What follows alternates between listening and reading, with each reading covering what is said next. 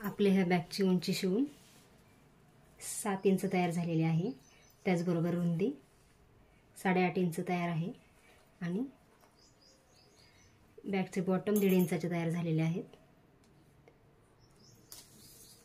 आतमध्ये आपल्या बॅगला एक, हा चैनचा एक आणि हा आतला एक असे 3 कप्पे तयार झालेले आहेत। त्याचबरोबर आपले हे स्लिंग बॅग म्हणून पण आपण यूज करू शकतो आणि आपल्याला जर हँडबॅग म्हणून वापर करायचे असेल तर आपण हे हँडल पण बांगडीचे तयार करून घेतलेले आहेत।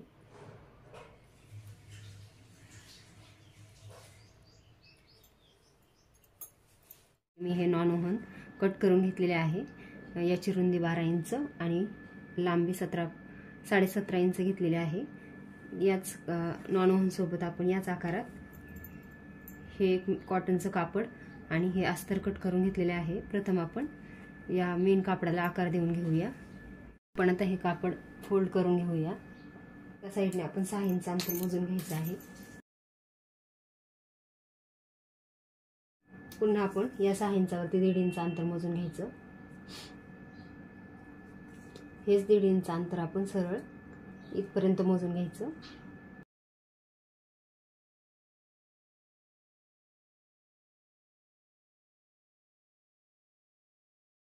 आता आपण हा आकार बाहेरचा कट करून घेऊ।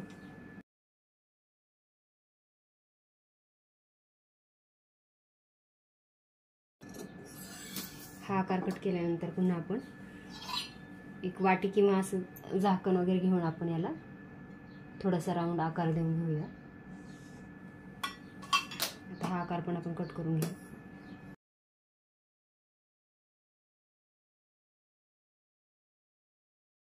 आता आपल्याला हा आकार मिळालेला आहे। या आकारातच मी हे नॉन ओव्हन आणि अस्तर कट करून घेतलेलं आहे। खाली नॉन ओव्हन, त्यानंतर अस्तर आणि त्यानंतर आपण हे मेन कापड उलट यावर टाकून पिनअप करून घेऊया। तुम्ही हे अस्तर आणि नॉन ओव्हन नंतर कट केले तरी चालेल। आपण याला पिनअप करून सर्व बाजूंनी शिलाई करून घेऊया।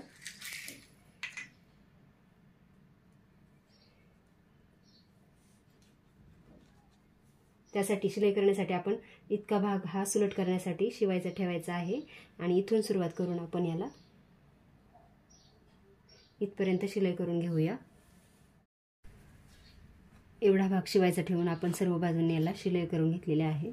आता सर्व या कोपऱ्यांवरती आणि साईडनी थोडे थोडे कट करून घेऊया। त्याचबरोबर आपण हे साईडचे कोपरे 4 कट करून घ्यायचे आहेत। त्यामुळे आपला हा भाग व्यवस्थित पलटी होऊन कोपरे व्यवस्थित छान निघतील। आता आपण सुलट करू।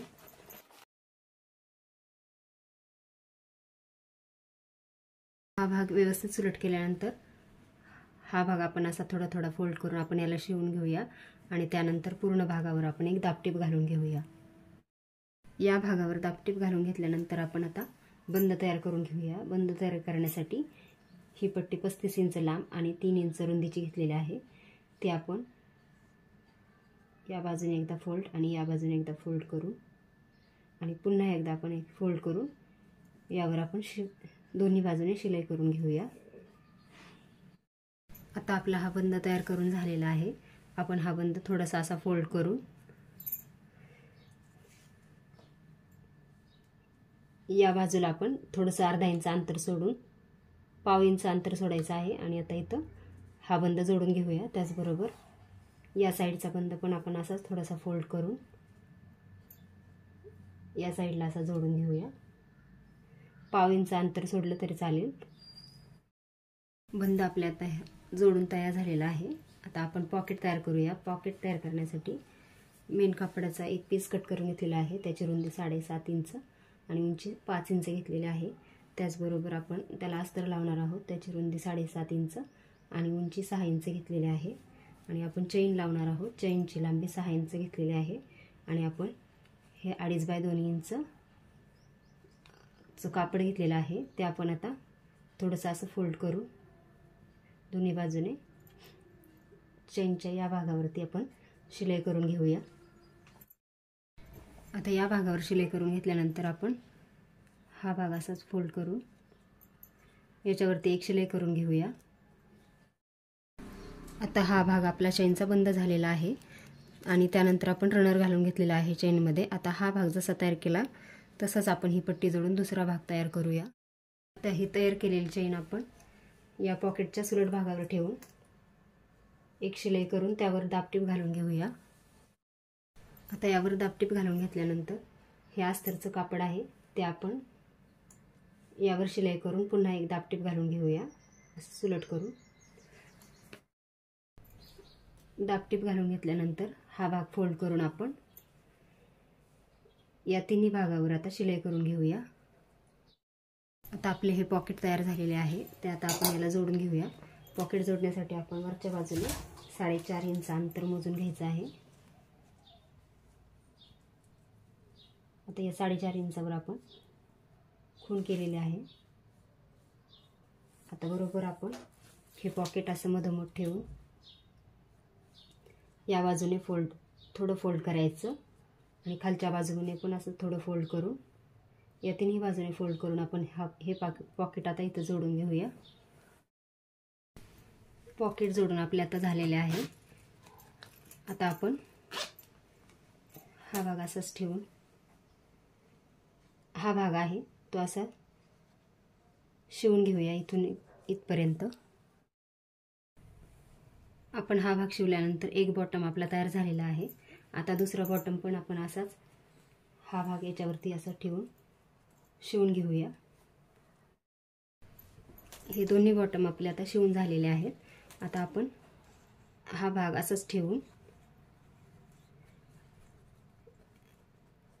अशी शिलाई करून घेऊया इथून इथपर्यंत आणि तसंच हा पण भाग आपण असा जोडून घेऊया।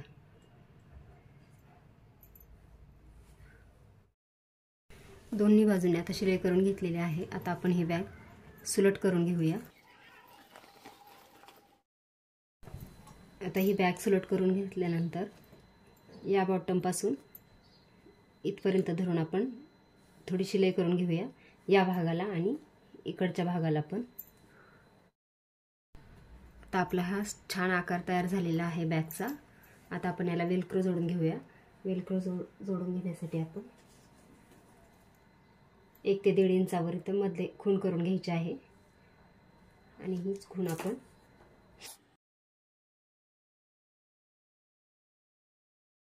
आता या भागाला आणि इथे वेलक्रो जोडून घेऊया। आपण आता हा बॅगला वेलक्रो जोडून घेतलेला आहे। आता हा वेलक्रो जोडल्यानंतर आपण बॅगच्या बरोबर इथं वरती मधोमध एक खूण करून घेऊया।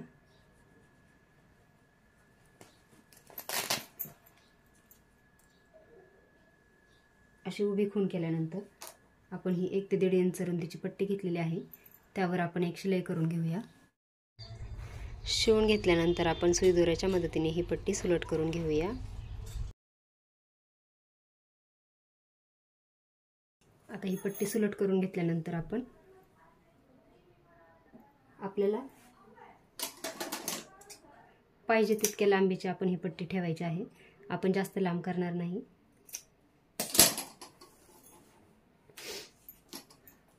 याची लांबी आपण 2 इंच लांब घेतलेली आहे। आता आपण ही पट्टी या बाजूने थोडी फोल्ड करायची आणि या बाजूने थोडी फोल्ड करून आपण ही खूण केलेली बाजू आहे त्यावर एका बाजूने आता याला शिलाई करून घेऊया। त्यानंतर आपण या 2 बांगड्या घेतलेल्या आहेत। या 2 बांगड्या आपण यातून घालून पुन्हा आपण ही पट्टी फोल्ड करून इथे असं जोडून घेऊया। आता आपण याला ही बांगड्या अशा जोडून घेतलेल्या आहेत। आता आपण हे जुन्या ड्रेसचं खराब झालेलं बटन आहे त्याला आपण हा चौरस पीस घेतलेला आहे कापडाचा आणि तो आता आपण हे बटन आपण या कापडात ठेवून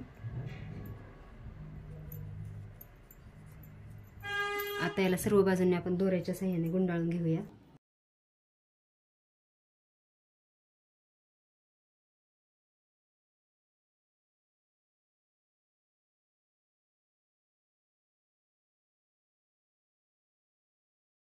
हे जास्तीचं कापड खालचं कट करून घेऊ आणि आता हे तयार झालेलं बटन आपण आता इथं शो बटन म्हणून सुईदोऱ्याच्या सहाय्याने शिवून टाकूया. डेकोरेटिव्ह बटन जोडल्यानंतर सुंदर अशी पर्स आपली तयार आहे.